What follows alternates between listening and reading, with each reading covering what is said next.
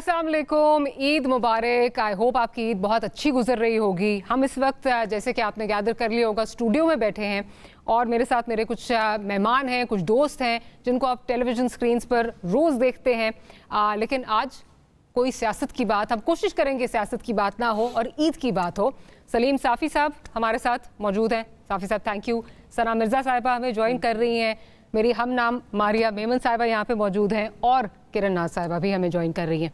तो आप तीनों को, आप चारों को बल्कि तीनों ladies and the only gent here, अभी से पार्टी बना दिया आपको। ईद मुबारक। रिप्रेजेंटेशन ऑफ मेन, जैसे हमारे तीन की पैनल के ऊपर टोकन रिप्रेजेंटेशन होती है। Token representation. तो आप घबरा तो नहीं रहे ना? आप घबरा तो नहीं रहे? नहीं, मैं घबरा नहीं रहा हूँ। ये पीर साहब साथ बैठे हैं तो बैलेंस हो गया है। हाँ, ये तो रूहानी पेशवा है। क्योंकि उससे पहले मुझे साफ़ी साहब कह रहे थे कि मैंने घर भी जाना है और हमारे जो मुझे कहते हैं मैंने घर भी जाना है, कोई एक तो आपका मेहमान जो होता वो कोई मेल होता। मेरी बेबी बहुत सख्त है। साफ़ी साहब ऐसे ही आपकी बेगम बहुत सख्त है, भाभी बहुत सख्त है। हाँ, मैंने कहा डरते हैं हम उनसे। डरते हैं आप उनसे? वैसे तो हर खातून से डरते हैं लेकिन बीवी से बहुत ज्यादा डरते हैं। डरना भी चाहिए वैसे, साथ साथ लाइव अपडेट डरना चाहिए, जिंदगी अच्छी रहती है। वो सना कह रही लाइव अपडेट्स आप साथ साथ दे रहे हैं उनको फोन पे कि क्या हो रहा है और मैं कब तक घर पहुंचूंगा और क्या होगा। लाइव लोकेशन तो नहीं दे रहे। ईद के दिन झूठ क्या बोले, ये तो किसी और से वो कर रहा था, ये अच्छा तो बताएं साफ़ी साहब, ईद कैसी गुजर रही है आपकी? क्या क्या अभी तक आपने नोश फरमा चुके हैं? आप क्या क्या खा चुके हैं? अभी तो ईद आई नहीं है तो कैसे सच क्यों नहीं बोलते? रिकॉर्डिंग हो रही है। साफ़ी साहब आप लोग इसको एडिट करवा दीजिए, वेट कर करके। इनको पता है मुझे एक्टिंग बिल्कुल नहीं आती।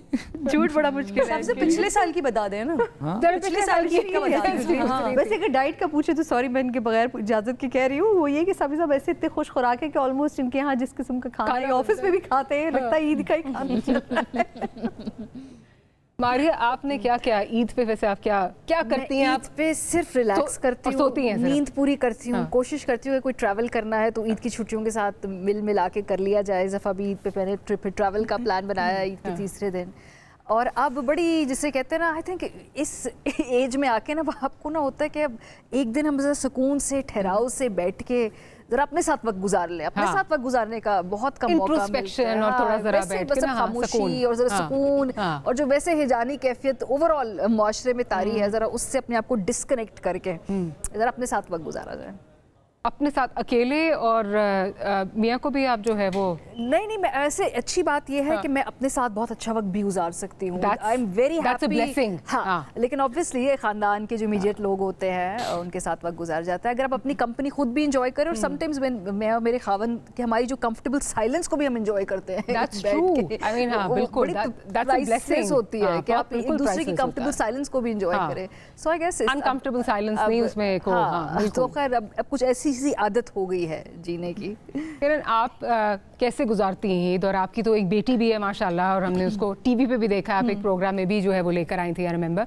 तो कैसे गुजारती हैं? बच्चों की वजह से तो बहुत डिफरेंट हो जाती है। बहुत डिफरेंट हो जाती है। और मेरी ईद तो क्योंकि पहले तो ये वाली बात शायद उस तरह आप कह रही हैं मारिया कि हम इस एज में आके अब थोड़ा सुकून, तो मुझे लगता है कि हम जब वो पहले वाली एज में थे ना उस वक्त सुकून कर लेते थे, लेकिन अब बच्चों के बाद अब सुकून नहीं हो सकता। हाँ। और फिर अब क्योंकि अब मैं इस्लामाबाद वाली हो गई हूँ तो वैसे मुझे हैपनिंग चाहिए होती है। हाँ, इस्लामाबाद में तो पूरा साल ही सुकून रहता है ना, कुछ होता ही नहीं है, आपके पास कुछ है ही नहीं करने को। व्यूअर्स को जरा बता दें, आप कराची से जो है शिफ्ट हुई हैं जहाँ life is in the fast lane, और मारिया भी कुछ देर पहले ऐसे ही होता है। पहले बात दूसरे तीसरे साल में ना आप इस्लामाबाद के रंग में ढल जाएगी। पहले दिन तो वो मुझे चाहिए होती है ईद पे हैपनिंग, और मुझसे ज्यादा चाहिए होती है मेरे हस्बैंड को और मेरी बेटी को हैपनिंग, क्योंकि उनको वो गाय बकरों का बहुत ज्यादा क्रेज है।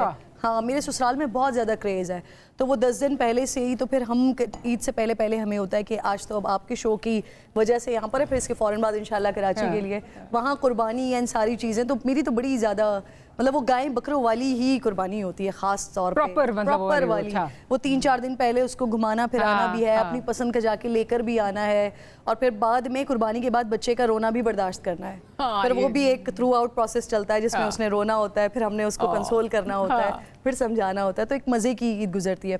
फिर ऑब्वियसली क्योंकि मेरा सारा ख़ानदान है और वहाँ पर एक बचपन से ही ये तयशुदा बात है कि हमने पहले दिन इसके घर पे दावत है, दूसरे दिन इसके घर पे दावत है, तो पूरी ईद इस तरह से गुजरती है। इनफैक्ट जब चौथा पांचवा दिन होता है ना, फिर थोड़ी तकलीफ होती है क्योंकि आप एकदम ही सब कुछ खत्म हो जाता है, फिर आप उस दिन बैठे होते हैं आप अपने साथ, वो होता है।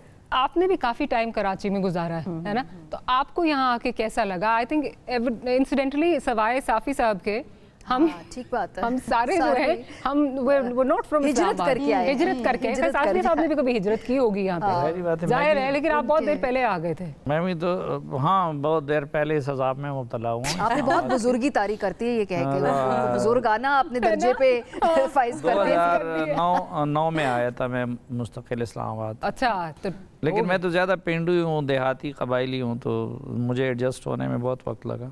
हम सबको बहुत वक्त लगा। आपको कैसा लगा चेंज?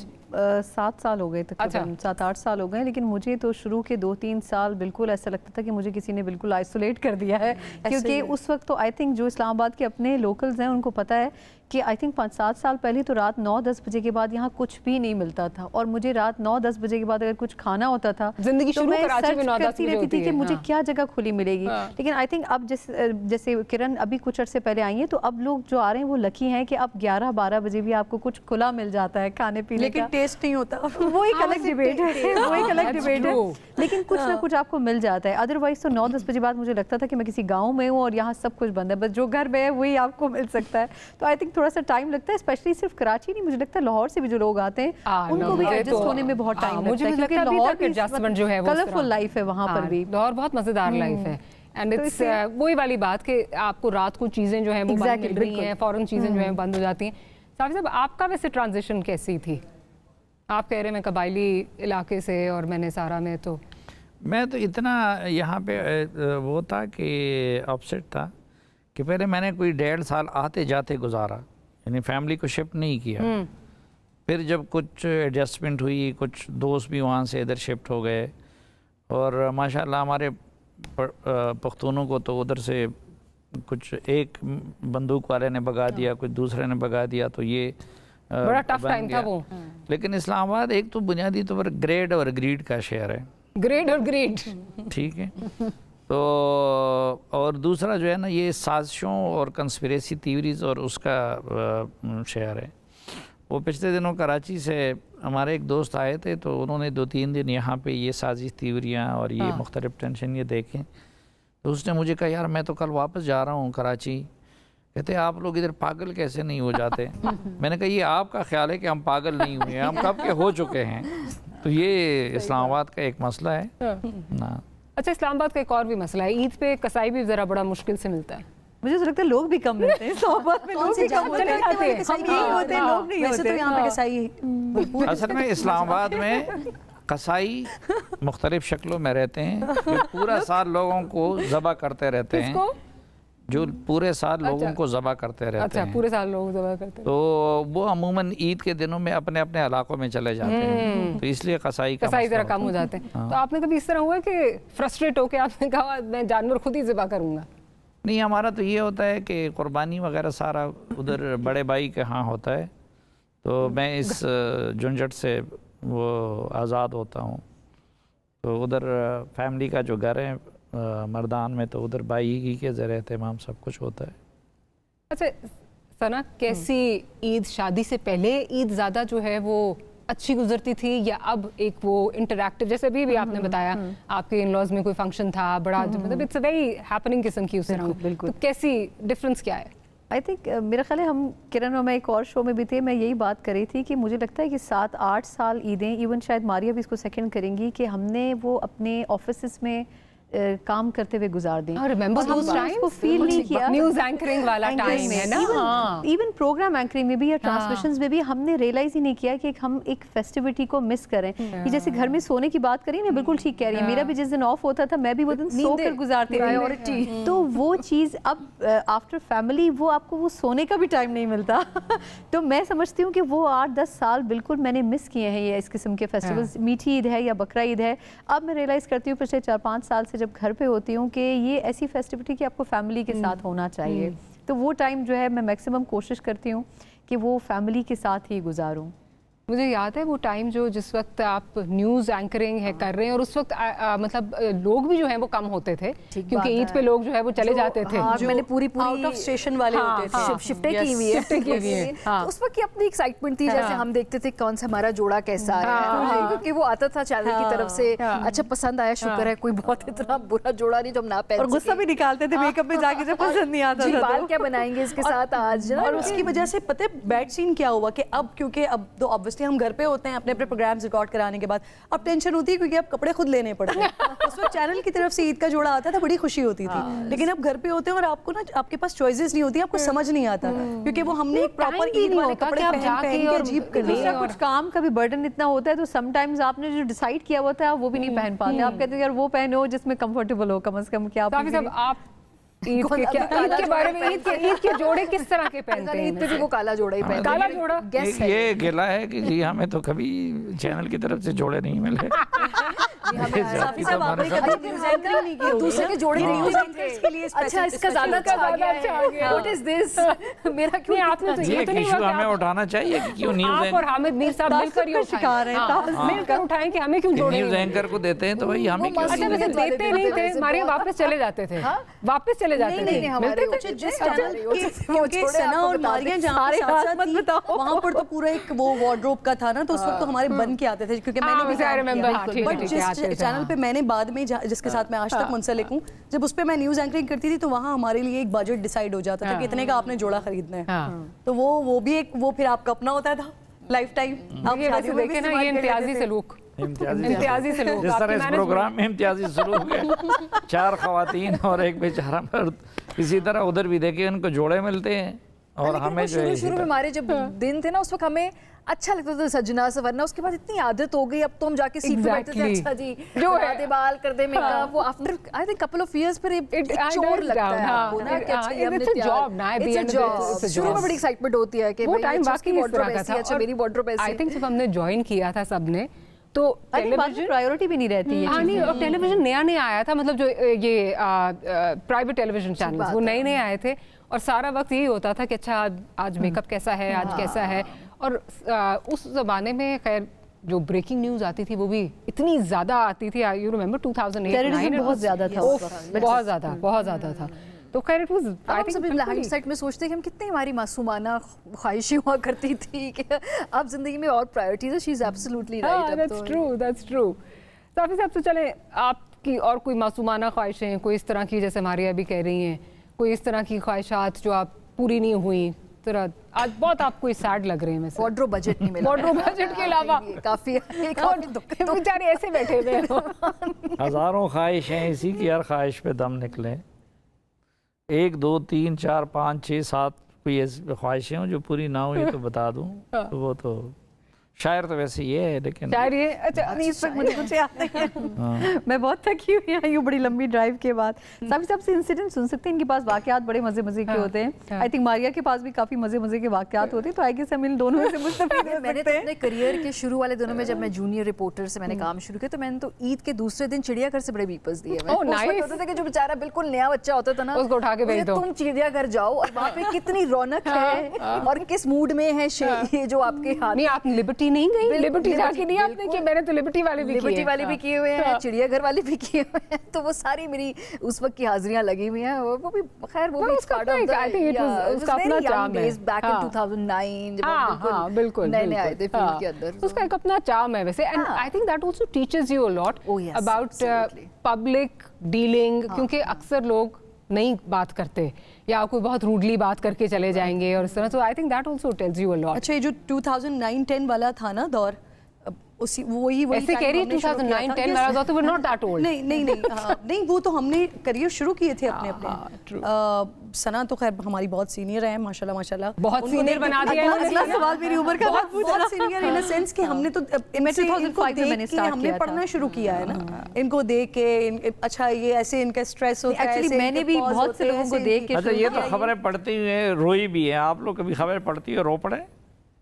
एक दफा जब मलाला की प्रेस कॉन्फ्रेंस थी ना, आई रिमेंबर मलाला ने एक दफा प्रेस कॉन्फ्रेंस मलाला, मैं समझी मौलाना, नहीं मलाला की प्रेस कॉन्फ्रेंस थी जब उसने लंदन से की थी ना। I could not stop my tears. हमेशा मुझे याद है ताले बदर बैठे हुए थे, हम पे कट नहीं था कैमरा, और मैं रोई जा रही हूँ, मेरा मेकअप फैली जा रहा है ना, पैनल वालों को समझ नहीं आ रही कि क्या होगा, मेरे को एंकर परेशान है, फिर मेकअप से बुलाया गया, makeup, it was a very very emotional press conference. APS वाले, जब एपीएस हुआ था उस वक्त मेरे साथ ये वाला सिचुएशन हो गई थी, लेकिन उस वक्त मेरी शादी नहीं हुई थी, और वो शायद वो वाला फिर उसके बाद जब मेरी शादी हुई और मेरी बेटी हो गई, तो उसके बाद तो अब मैं पता नहीं कैसी हो गई, मैं बात पे मतलब कोई शायद बात ना भी हो तब भी मैं रो पड़ती हूँ। उसके बाद जब ज़ैनब का इंसिडेंट हुआ था तब भी मैं बहुत ज़्यादा रोई थी। ज़ैनब वाले पे I think you brought your daughter, I think, है ना? हाँ, तब और उसके बाद मुझे बहुत सारे लोग मुझे कहते हैं कि जी वो एक पब्लिसिटी स्टंट था, बट वो मैं अच्छे तरीके से जानती हूँ, क्योंकि वो मुझे मैं अपनी बेटी की तरफ फेस करके सोती नहीं थी। उस वक्त वो पैदा हुई थी, कुछ 6, 8, 10 महीने की थी प्रॉबेबली, तो मैं उसकी तरफ फेस करके सोती नहीं थी, क्योंकि मुझे उसकी आंखों में वो ज़ैनब की आंखें नज़र आ रही होती थी, उसके हाथ में उसके हाथ नज़र आ रहे होते थे। तो उसके बाद वो मैं इस तरह की हो गई कि मैं अल्लाह का शुक्र अदा करती हूँ कि मेरा न्यूज़ एंकरिंग वाला करियर ख़त्म हो गया था और फिर प्रोग्रामिंग का करियर ख़त्म हो गया था। नहीं, सब प्रोग्रामिंग में ना आपको फिर भी थोड़ा बहुत मार्जिन मिल जाता है, न्यूज़ में बड़ा मुश्किल होता है, न्यूज़ में बहुत मुश्किल हो जाता है। शादी के बाद फिर मर्द रो रहे होते हैं। वो तो बेचारे जिस दिन उन्होंने साइन किया था लास्ट टाइम, मैं जब रोई थी, और फिर वही रो रहे हैं। वही मैं उनको कहती हूँ कि आप दूसरी शादी कर लें, वो कहते हैं कि इंसान गलती दुनिया जिंदगी में सिर्फ एक बार करता है। ये भी एक इंटरेस्टिंग तरफ जो है वो कॉन्वर्सेशन जो है वो चली गई है, किसी और की तरफ जा रही है कॉन्वर्सेशन। मेरे ख्याल ईद पे वापस आते हैं, करवा दें। औरत जो है ना, वो कहते हैं ना शौहर के लिए बड़ी मुश्किल सिचुएशन बना देते हैं, तो मैं कहती हूँ ठीक है, फिर मुसीबत में डालो ना, करो एक और करो। आपको कभी ऐसा ख्याल तो नहीं आया? ऐसा ख्याल तो नहीं आया ना? हमें कभी ऐसी पेशकश नहीं हुई जो ग्रीन सिग्नल नहीं मिला। ग्रीन सिग्नल नहीं मिला, नहीं तो फिर आप सोचते इस बारे में? जरूर सोचते हैं, नेकी और पूछ। हाँ, लेकिन मुझे लगता है आप दोनों को, आपने तो इस तरह की पेशकश मेरा नहीं ख्याल की होगी। एंड एब्सोल्युटली नहीं, एब्सोल्युटली नॉट। मारिया, मेरी तो कई फ्रेंड्स से लड़ाइयां हो गई हैं। मुझे लोगों ने फोन किया, मैंने एक टीवी चैनल पे कह दिया, बेसिकली वो मेरा उसमें वो कोई कभी इंशाल्लाह उस पर डिस्कशन करेंगे, वो मेरा उसमें सोचने का अंदाज कुछ और है। तो एक दफ़ा मैंने एक टीवी चैनल पे कह दिया और वो इतना वायरल हो गया, उसके बाद मेरे बहुत सारी फ्रेंड्स की कॉल आई कि यार ये क्या, हम तुम्हारे मियां से उल्टी सीधी बात कर दी है। नहीं, कहती है तुमने क्या उल्टी सीधी बात कर दी है, तुम करके निकल गई, हमारे लिए मुसीबत बन गई। लोग हमें कहते हैं इसको देखो, तुम क्यों नहीं इजाजत दे रही हो। ये भी वैसे कह रही है, जरा अगर उन्होंने सचमुच इरादा कर दी तो उनका खैर नहीं होगा। साहब मैंने कई दफ़ा कहा है और मैं झूठ नहीं बोल रही, जिस दिन करेंगे मैं खुशी से कहूँगी कर लें भाई। ओह वाह, पता चल जाएगा। बहुत ही बड़ा दिल है वैसे, बहुत ही बड़ा दिल। करे तो ये बड़ा खतरनाक था। मैं कह रही जब बहुत सारी फ्रेंड्स की कॉल्स आई, मैंने कहा शायद वो कह रहे हैं तुम्हारी मियां से शादी करना चाहते हैं। This is called illusion of free choice. कि तुम्हारे पास है, तुम्हारे पास है फ्री चॉइस, तुम कर रही हो, ये इल्यूजन है। ट्रू। असल में ना मान लेना इसको, सच ना मान लेना। लेकिन मुझे लगता है कि आजकल जितनी महंगाई हो चुकी है ना, तो मर्द खुद भी नहीं चाहते, वो कहते हैं जो एक किया ना वही बहुत बड़ी मुसीबत है, अगली जो है वो इन्फ्लेशन नहीं है। चले अभी ब्रेक लेते हैं और ब्रेक के बाद आते हैं तो फिर आपसे दूसरी बातें करते हैं। ठीक है, चलें एक छोटी सी ब्रेक लेते हैं, ब्रेक के बाद वापस आते हैं तो ईद के मोड में वापस आते हैं।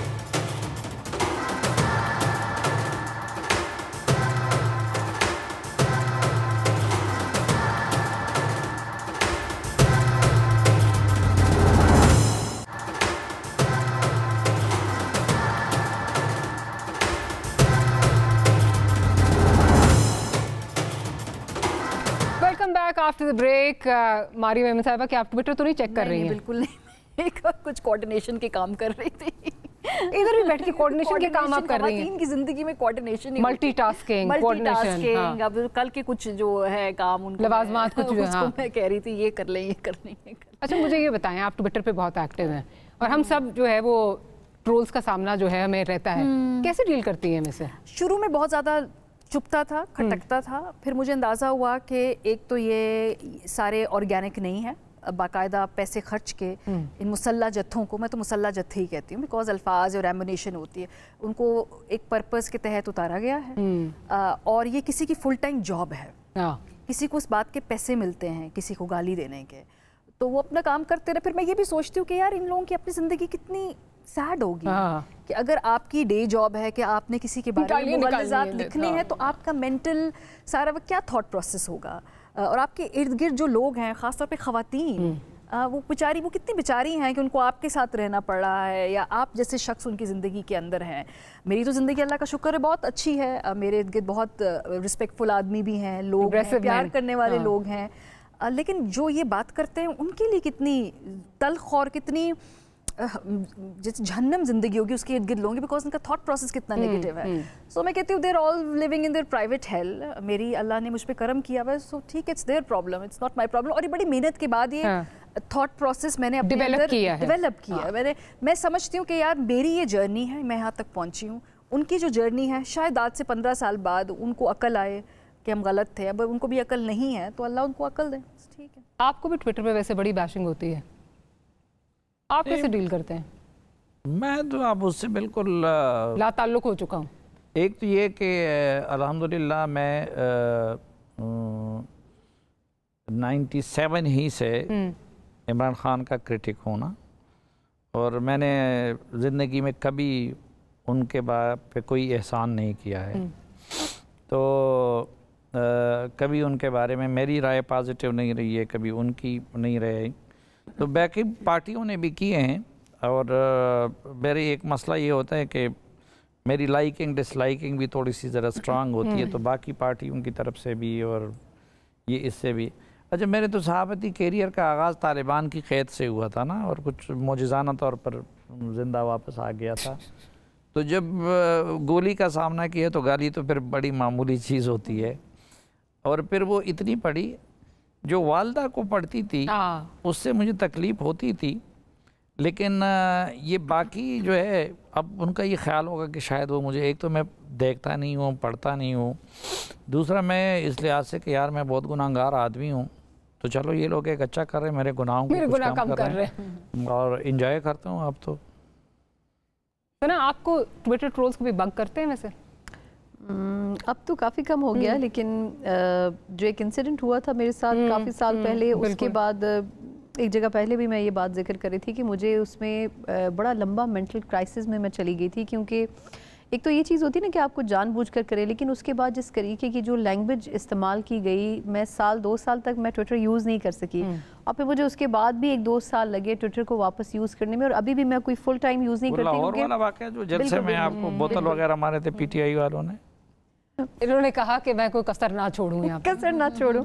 तो मैं पर्सनली ये समझती हूँ कि जो ख़वातीन के साथ हो रहा होता है ना ट्विटर पे, वो बहुत ही ख़वातीन एज़ कम्पेयर टू मैं फिर भी समझती हूँ कि ज़्यादा सेंसिटिव होती हैं, और ऑब्वियसली जब मुझे ये चीज़ फ़ील होती है तो बहुत सी ख़वातीन इस चीज़ पे फील करती होंगी, लेकिन मुझे लगता है कि जिस तरह हमारी ने बात की बिल्कुल सही है कि जब कुछ लोग असाइन होते हैं ना ये काम करने के लिए, तो फिर वो ये चीज़ बॉदर नहीं करते। लेकिन पर्सनली मुझे लगता है कि इस पे हमारी अपनी हेल्थ, मेंटल हेल्थ के ऊपर भी बहुत असर पड़ता है, और एज अ सोसाइटी ना हम इसमें बहुत पीछे चले गए। हमें अब ये चीज़, इसका फ़र्क ही नहीं रहा, हम बड़े जजमेंटल हो गए। हम वैसे भी अदर देन सोशल मीडिया अगर किसी को कोई कमेंट करते हैं ना, तो लोग उस पर एनालाइज करने लगते हैं कि अच्छा इसकी मेंटालिटी क्या होगी, ये किस तरह का होगा, इसका परसेप्शन। हम बात को नहीं समझते, हम उसकी पर्सनैलिटी को डिग आउट करना शुरू कर देते हैं। तो आई थिंक सोशल मीडिया का इस्तेमाल करना चाहिए, पर मुझे लगता है कि ये एक ऐसा जहर बन चुका है जिसका इस्तेमाल आपको बड़ा लिमिटेड करना चाहिए। Double edge sword, double edge sword. अगर आप ना करें तो आपको लगता है कि आप शायद यूर मिसिंग आउट, स्पेशली हमारे जो प्रोफेशंस हैं उसमें आपको लगता है कि एक कनेक्टिविटी जो है वो किसी ना किसी तरह से होनी चाहिए। मैं बहुत इंस्पायर हुई हूँ मारिया की बात से भी, साफ़ी साहब की बात से भी, डेफिनेटली सना की बात से भी, लेकिन मेरा टॉलरेंस लेवल जो है ना वो सोशल मीडिया पर बड़ा ज़ीरो है। मतलब जहाँ कहीं मेरी कैरेक्टर असैसिनेशन पे बात आती है, आप मेरे कंडक्ट पे बात करें, कोई मसला नहीं है, आप मेरी बात से मुखालिफत करें, तनकीद करें, बेहतरीन, कोई बात नहीं। बट ठीक है, मुझे लगता है कि शायद किसी की तनकीद से भी कुछ सीखने को मिल रहा है, बट जहाँ आप कैरेक्टर असैसिनेशन पर आते हैं, मेरा टॉलरेंस लेवल ज़ीरो हो जाता है। मुझे बहुत लोग मना करते हैं कि प्लीज़ आप इस तरह से ना आ जाया करें बिल्कुल पसीने चढ़ा के, लेकिन मुझसे नहीं बर्दाश्त होता। मेरे अब्बा ने मुझे इसलिए फील्ड में नहीं भेजा कि कोई भी मुझे उठा के मेरे कैरेक्टर के बारे में उल्टी सीधी बकवास करना शुरू हो जाए, तो मैं तो इस चीज़ पे नहीं बख्शती। अच्छा, if life were to give you another chance, would you want to become a journalist again? 100%। जो हमारी ज़िंदगी इतनी इवेंटफुल है, मुझे तो लगता है कि इसके अलावा लोग जो बाकी काम करते हैं वो कैसे बोरिंग पैशन रखते हैं। सुबह उठ के हमें नहीं पता आज मुल्क में क्या होने वाला है, जो हमारे काम की अनप्रडिक्टेबिलिटी है, अनसर्टेनिटी है, इवेंटफुलनेस है, मैं इस कंट्री में जो हमें हमेशा पैशनेट रखती है। मुझे नहीं पता कि मैं कोई और काम कर रही होती तो मैं सुबह इतनी डिटरमिन्ड या इतनी ज़्यादा जज्बे से कैसे उठती, क्योंकि पाकिस्तान माशाल्लाह इतना जर्नलिज्म के लिए थ्राइविंग मुल्क है। मेरे जो और फ्रेंड्स हैं जो मुख्तलिफ स्कैंडिनेविया या ऑस्ट्रेलिया या इस तरह के ममालिक में जर्नलिज्म करते हैं, जब उनके साथ मैं अपना कैलेंडर शेयर किया कि एक हफ्ते में हमारे मुल्क में ये हुआ, ये हुआ, ये हुआ, ये हुआ, हमारे पूरे 2 सालों में शायद इतना नहीं हुआ। तुम कितनी लकी हो, तुम पाकिस्तान में जर्नलिज्म कर रहे हो। साबित साहब, आपको अगर मौका मिले तो कभी आप सोचेंगे कुछ और करने का, या कभी अगर दोबारा जिंदगी मौका दे? अब तो कुछ और काम भी नहीं आता। ठीक, ये बात सही है, आता ही कुछ नहीं है, उसके अलावा आप कुछ और कर ही नहीं सकते, कुछ नहीं आता। एक बार एक सवाल मुझसे पूछ रही है इधर भी, ये उनसे भी पूछा है मैंने, उनसे भी पूछ रही हूँ, आपका क्या आपको सीक्रेट्स दानेश्वर साहिबा बैठी हुई हैं, कोई और सीक्रेट्स? अभी ब्रेक में मुझे डांट पड़ चुकी है कि देखो अब सीक्रेट ज्यादा नहीं बताना, कोई और बस एक ही काफी है। एक तो खराटे बहुत ज्यादा मारते हैं तो हमने भी सुन लिया। सियासी बातें बहुत हो गई, इन्होंने तो वो मेरी तो नेगेटिव चीजें खराटे रहना, या ये शायर आए हैं। अच्छा, लेकिन मैंने बहुत अर्से से शेर सुना। अच्छा सा शेर नहीं है, बाकी प्रोग्राम में इनकी शायरी सुननी चाहिए। मैं लिटरली भूल गई, अब तो मैंने किताबें हो ही नहीं सकता, जब से बच्चे हुए उसके बाद से शायरी फुर हो गई है। ऑनेस्टली मुझे कुछ याद नहीं है, कुछ याद नहीं, मैंने बहुत अरसे से 2 किताबों के मुसव्वदे तैयार हैं इनके। ओह वाह, और अब आप कह रही हैं कि मुझे कुछ याद ही नहीं है। पता नहीं, अब तो जमाने हो गए, वो ऐसे करते हैं कि आपके पास जो है वो, वैसे प्रोड्यूसर आप कह रहे हैं और दूसरा इसका तसव्वुफ पे बहुत मुतालिया है। क्या है? तसव्वुफ पे बहुत मुतालिबा है, ये मैं इसलिए तो पीर साहब कहता हूँ, ये पीर साहब भी। हाँ, तो ये मेरा ख्याल है, देखिए ईद के मौके पे जरा वैरायटी चाहिए, ईद के मौके पे वही चीजें होनी चाहिए। ये हमसे जो करवा रहे हैं तो हम रोज करवाते हैं। पीर साहब क्यों कहते हैं? साफी साहब, ये सूफी है, तसव्वुफ पे काफी इसका वो है। हाँ, ब्रेक का टाइम हो गया है, तो ब्रेक ले लेते हैं। ब्रेक से वापस आते हैं तो अपना फोन देख लें, कुछ ना कुछ तो आपका होगा। We'll be right back.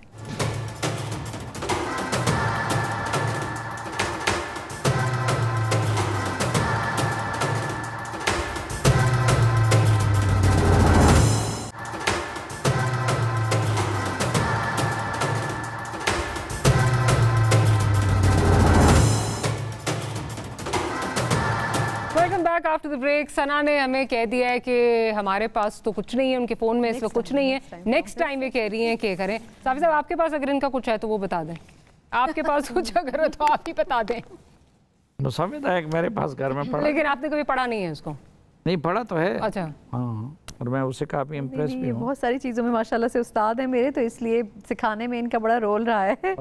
लेकिन मैंने कल बड़ा अच्छा टैलेंट का मुजाहरा सुना किरण का। किरण गाती बहुत अच्छा है, और मेरे लिए ये बड़ी हैरान कुन बात थी। और मैं मतलब आई वाज शॉक्ड कि इतना ज़बरदस्त गाती है। मुझे कल पता चला कि किरण ने कहा कि अगर मैं एंकर ना होती तो मैं सिंगर होती। मैंने आपसे पूछा नहीं, तो अगर आप एंकर ना होती तो आप सिंगर होती? वो गाती बहुत अच्छी है तो वो गाएं, और ये रोती बहुत अच्छी है तो ये रोए। ये बोले है ना, हम सुनेंगे सिर्फ, और मारिया एंजॉय करे। मैं ऑडियंस हूँ, मैं जो इन्होंने बताया ना, तो वो मुझे एक गाना, वो पाकिस्तानी गाना जो मुझे याद है, वो मैंने इतने शोज में सुना दिया, इतने शोज पे सुना दिया। चलो एक और में सुना दें।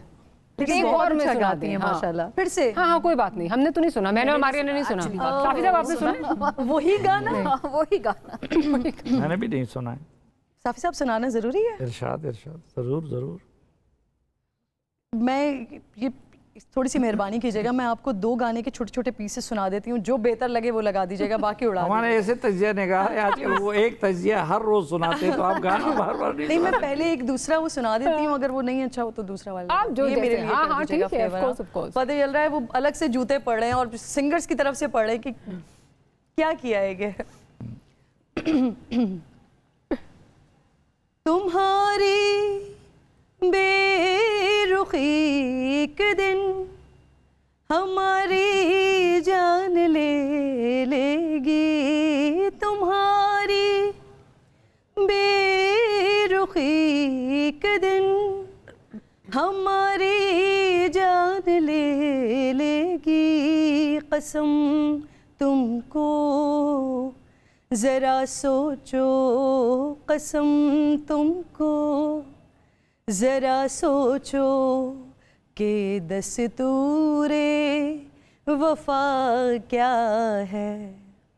कहाँ हो तुम, चले आओ तुम्हें दिल ने पुकारा है, गमे दुनिया से घबरा कर, तुम्हें दिल ने पुकारा है, कहाँ हो तुम। Very nice, very nice, very nice.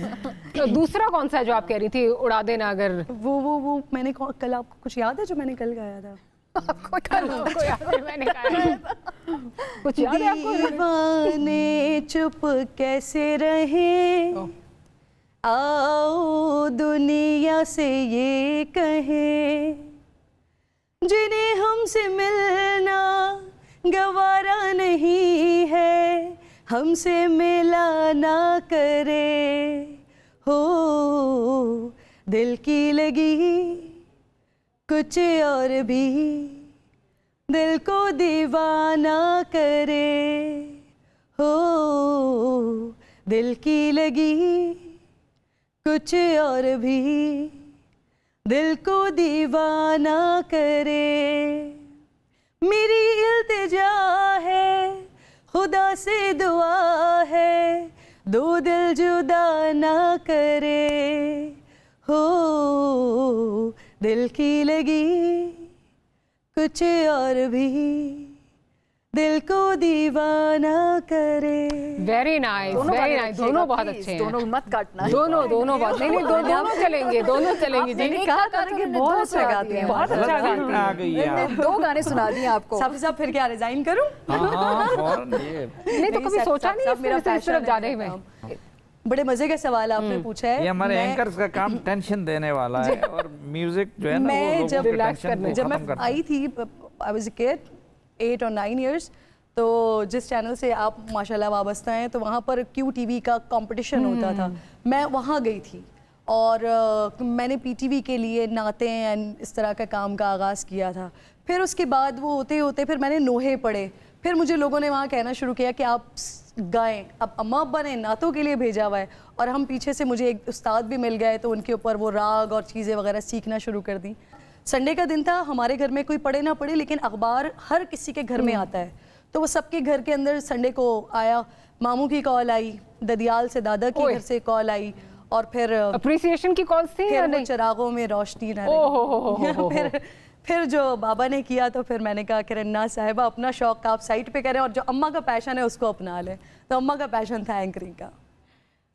वो पीछे से प्रोड्यूसर साहब कह रहे हैं मारिया साहिबा से पूछे, वो भी गाना गाती हैं? नहीं, मैंने एक दफ़ा गलती से गाया था फैसल कुरैशी के शो पे, और मेरा ये ख्याल था कि मैं बहुत अच्छा गाना गाती हूँ। उन्होंने कहा प्रोग्राम क्लोज कर, मैंने कहा हाँ भाई मैं गाना गाऊंगी, क्या बात है। उधर से म्यूजिक बन जाना शुरू हुआ। मैंने गाना गाया तो फैसल कुरैशी ने की एक्चुअल एक्सप्रेशंस थे ऐसे करके, और जब मैंने रिपीट पे सुना तो मुझे अंदाजा हुआ कि नहीं इसके बाद मैंने कभी, मेरे ज़हन में बाथरूम में गाती हैं आप, मेरी तरह बाथरूम में, जो मेरे नहीं बाथरूम में, मुझे मेरा ख्याल था बहुत सुरीली हूँ कि मैं लाइव टीवी पे गाऊंगी, करोड़ों लोग देख रहे हैं। जब रिपीट पे मैंने अपने आप को देखा, मैंने कहा कब की बात है? ये 2015 की। वो एक कॉन्फिडेंस का लेवल ही और था। ये करूंगी जो इन्होंने किया है, क्योंकि लिटरली जिस शो में मैं गाना गाती हूँ ना, वो शो मैं खुद ही शर्म के मारे नहीं देखती कि पता नहीं क्या निकला होगा। मैंने तो आपने साफी साहब ने भी क्लैप किया और आपने भी, और सना ने तो तारीफ ही इतनी की। इट वाज वेरी नेचुरल थे ना। सना तो बहुत अच्छा गाती है खुद, इसलिए इन्होंने वो क्या झूठ बोल रहे हैं। ये सोच क्या है, मुझे पसंद है, इतना अच्छा गाती है, आप तस्वीर भी लेकिन प्रोड्यूसर साहब कह रहे हैं साफी साहब बहुत अच्छा गाते हैं, बहुत अच्छा गाते हैं। एग्जैक्टली यही मैं सोच रही थी। सुना है मौलाना बहुत साहब के खराटे भी बड़े सुरीले होते हैं। आप मौलाना बहुत ड्यूएट्स गाते हैं, मैंने सुना है। आपका प्रोड्यूसर बहुत झूठा है और ईद वाले दिन झूठ बोले। प्रोड्यूसर कह रहे हैं ड्यूएट्स गाते हैं आप दोनों, आप दोनों ड्यूएट्स गाते हैं मौलाना और आप। और वो एक डिश खाते हुए, वो क्या नाम है उस डिश का, वो जो आप नाम लेते हैं अक्सर, वो जो डिश मौलाना उनके इक़्तिदार से पहले, अब तो चूंकि जब वो इक़्तिदार में आ गए तो मैं उनके अपोजिशन में आ गया हूँ ना, तो वो कह रहे हैं वही सुना दें जो मौलाना साहब का मौलाना आ रहा है। यानी मैं म्यूज़िक सुनता बहुत शौक़ से हूँ और म्यूज़िक का बहुत शौकीन हूँ। पश्तो का भी सुनता हूँ, उर्दू का, कुछ ऐसी ज़ुबानों का भी जो समझ भी नहीं आती। और वो कह रहे पश्तो में ही कुछ सुना दें। ऊपर से आवाजें आ रही हैं, पश्तो में कुछ सुना दें। नहीं, मैं कभी गुनगुनाया भी नहीं हूँ। अच्छा। हाँ, ये बहुत अच्छा गाती है, रोती बहुत अच्छा है और गाती बहुत अच्छा है, ये 2 चीज़ों की मैं गवाही देता हूँ। तो रोती भी बहुत अच्छा और गाती मुझे नहीं पता, मैंने कभी नहीं गाया, मुझे तो सालों पहले पता चल गया था मैं बहुत बेसुरी हूँ।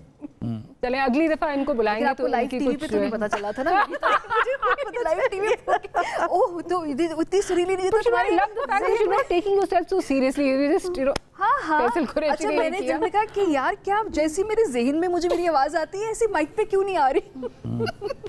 जो मेरे ज़हन में कॉन्सेप्ट है मेरे सुर का तो वो माइक पे क्यों नहीं लग रहा, माइक में मसला होगा। अब इनकी मर्जी है, गाना चाहती है या रोना चाहती है। नहीं, रुलाना तो हम नहीं चाहते। देखिए बहुत अच्छी है, उसको रुलाना तो नहीं चाहते, इसलिए गाना गाए तो बेहतर है। गाना, वो गाना गा सकती हैं? मैंने बहुत अरसे से नहीं गाया। अच्छा, बहुत अरसे से गाया भी नहीं और कुछ शेर। बात मेरी दुरुस्त थी ना, सही कह रहे हैं, बात मेरी दुरुस्त थी। हाँ चलो सुना दो थोड़ा सा। वैसे ही मैं देखी, मैं नहीं ये कहा फिक्रे पे गौर करें, बहुत अरसे से रिपीट में देखूं को आप दोबारा कभी भी नहीं करना। फिक्रे पे गौर करें, बहुत अरसे से मैंने नहीं गाया। इसका मतलब है कि गाती थी। अच्छा, हमें मारिया से भी पूछना चाहिए इनकी ईद कैसी गुजरी। मेरी तो बहुत अच्छी बेचारी सबसे पूछ रही है, मारिया से भी तो पूछना मारिया ने चाहिए। 90% सवाल मुझसे और किरण से, और आपको बिल्कुल माफ रखा है। आपको माफ रखा है, कोई आपसे नहीं सवाल कोई नहीं। मैं देखिए पहले से मैंने इनको कमीशन दे दिया था। कमीशन दे दी थी इन्होंने पहले से। चले अब आप सबका जो है ना वो शुक्रिया करने का वक्त आ गया है। आप भी खुश हो रहे हो। गाना तो सुन लेना। गाना सुना ही नहीं रही, मैं क्या करूं? आप कहें तो शायद सुना देंगे। अगली बार प्रॉमिस मैं प्रैक्टिस करके आऊंगी। अगली दफा ये प्रैक्टिस करके आएंगी और सुनाएंगी। और मारी आप सुन लीजिएगा कि आप वाला हाल कहीं दोबारा ना हो उनके साथ, ठीक है? आज आपका शो रिपीट में जाके देखना जरूर देखिएगा। मैं जहाँ सुनाती हूँ वहाँ देखती नहीं, मुझे सच बता दें। बहुत अच्छा था। नहीं, आपका दिल रखने के लिए कह रहे, बहुत अच्छा है। वरना मैं बता देती। मुझे लगा किरण कहने वाली है कि मैं जहाँ गाती हूँ शो बंद हो जाता है।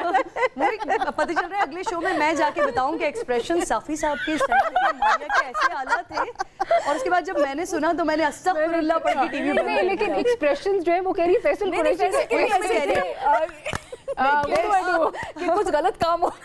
नहीं आप बहुत अच्छा कह रहे हैं। साफी साहब ने मौत लगा दी। इस सुरीले नोट पे प्रोग्राम को एंड करते हैं। साफी साहब बहुत शुक्रिया, सदा आपका भी बहुत शुक्रिया। जागते रहे आपका। किरण बहुत शुक्रिया। Maria thank you very much for being here once again. Eid मुबारक और आपसे मुलाकात कल होगी। गुड नाइट, अल्लाह हाफिज।